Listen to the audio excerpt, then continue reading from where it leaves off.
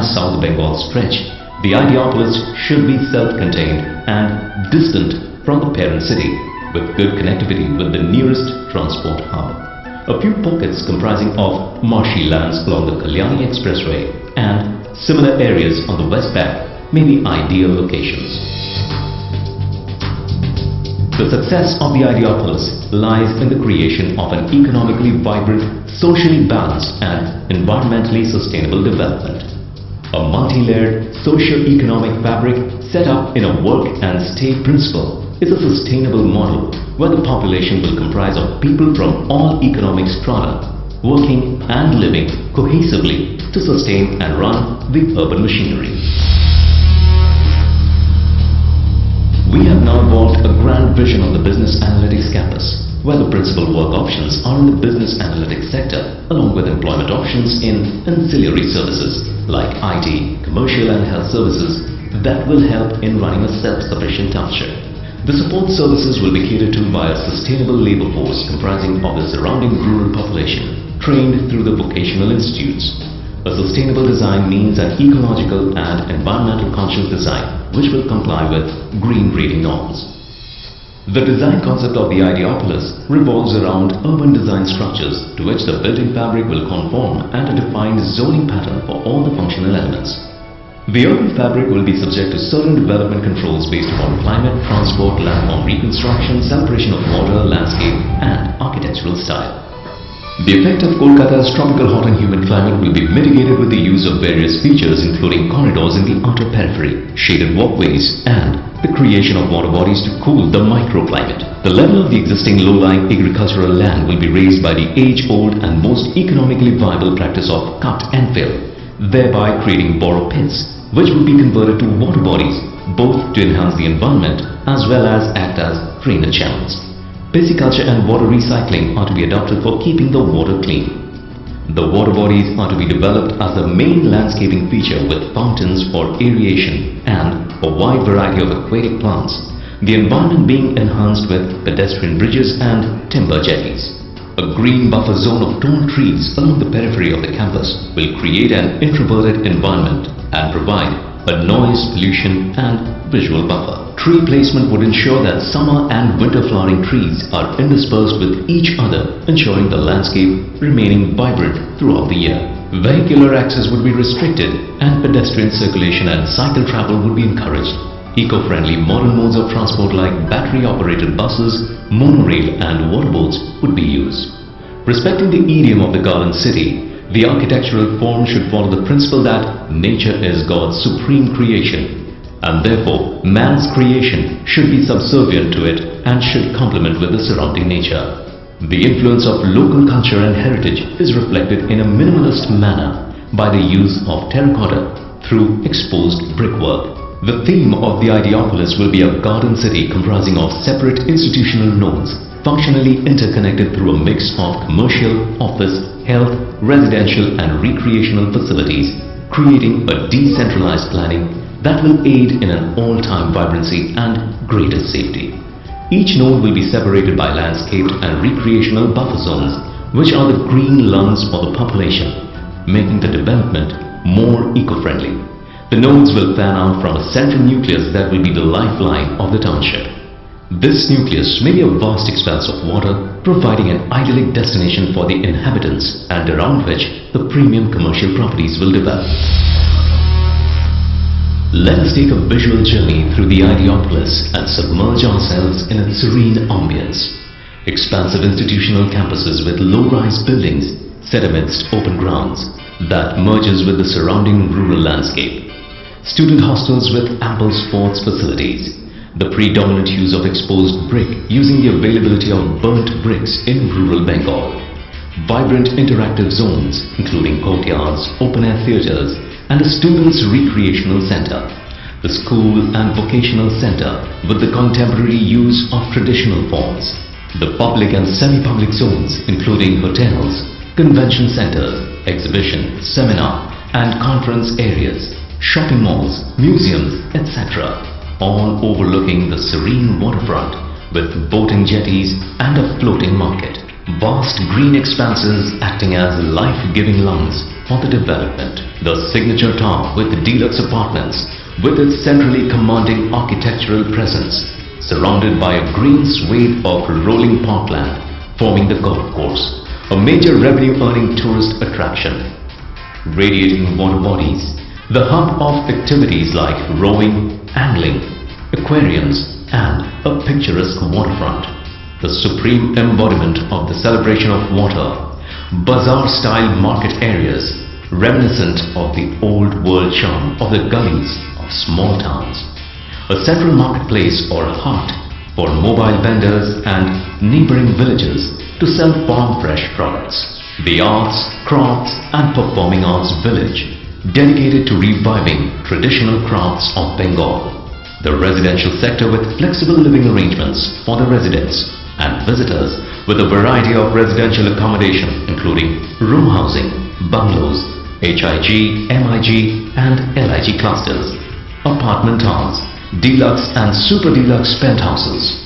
The EWS housing, forming the living quarters for the construction workers of Ideopolis and their families, targeting the neighboring rural population for their upgradation.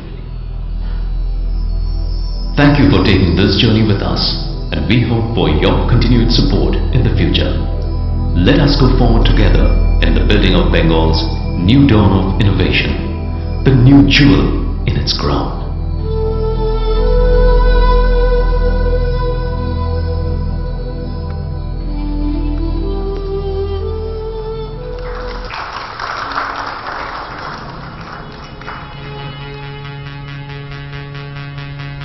Thank you, sir. Thank you, Mr. Mukherjee. I think you all liked it, what you saw. We would just like to pledge our services to the Bengal Chamber, to the government and to you all, to seeing and to sort of help you all in seeing this through and probably see it through rather quickly in the next few years' time. May I now request Janab Firhad Hakim, Honorable Minister in Charge, Municipal Affairs, Urban Development and Town and Country Planning, Government of West Bengal, to please address us, sir, and share his thoughts on this vision. Sir.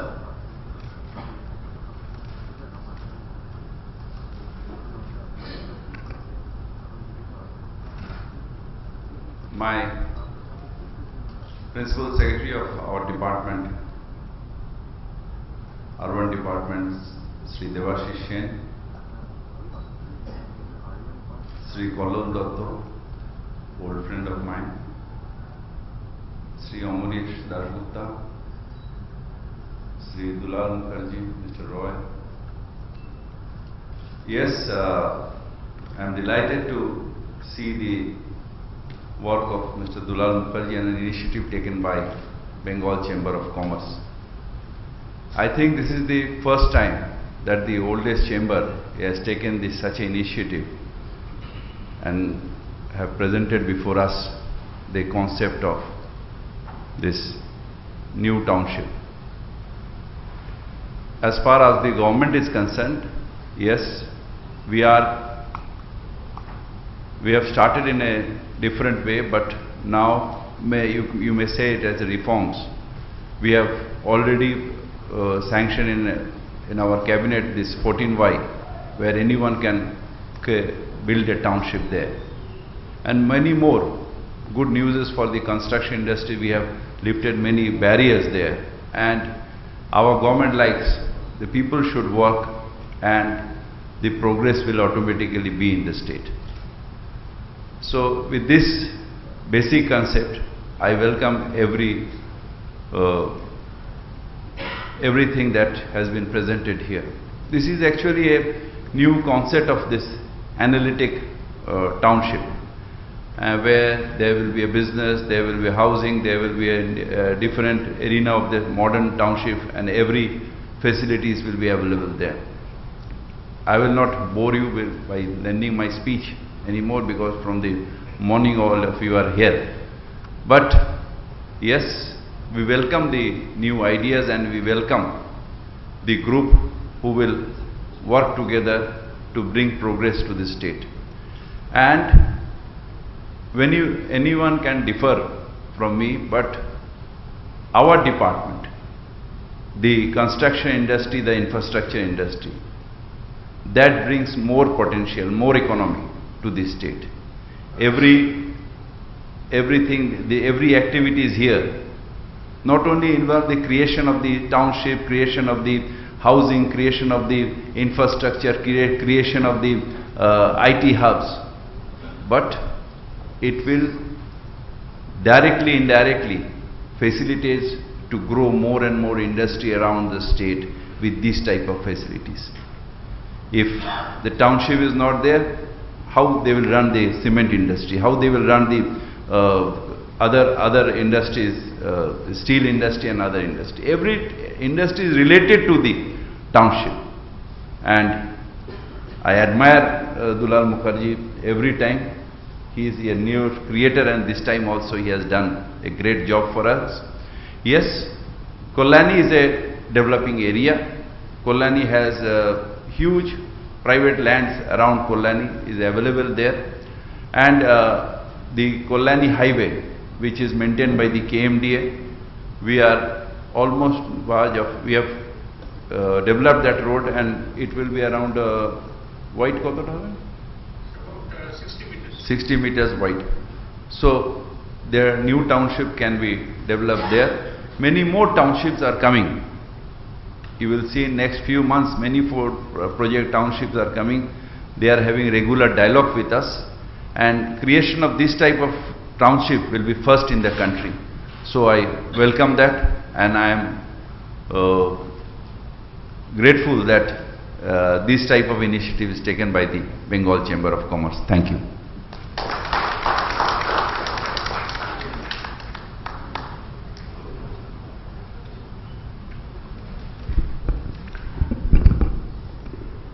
Thank you, sir. Before we conclude, I would just like to point out a couple of very small things. Number one is the Bengal Chamber Secretariat is ready to receive any kind of proposals, any kind of inquiries from you all about this concept, because we are very keen to catalyze this and make it see the light of the day. And in fact, we, as I said before, we pledge our services, and we'll be working together with the IT community, the analytics community, as well as the possible investors, the construction houses, and of course the government of West Bengal to take this forward in the next few months. Before I conclude, may I request our immediate past president, Mr. Kallol Datta. May I request Mr. Kallol Datta to please present a token of appreciation to Janab Firhad Hakim for being with us this evening.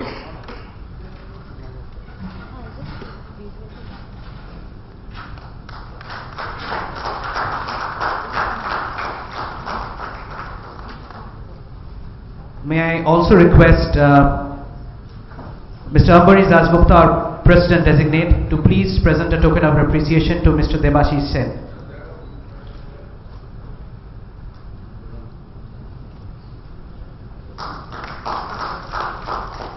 And may I request Mr. P. Roy, our Director General, to please present a token of appreciation to Mr. Dulal Mukherjee for being with us all through this journey.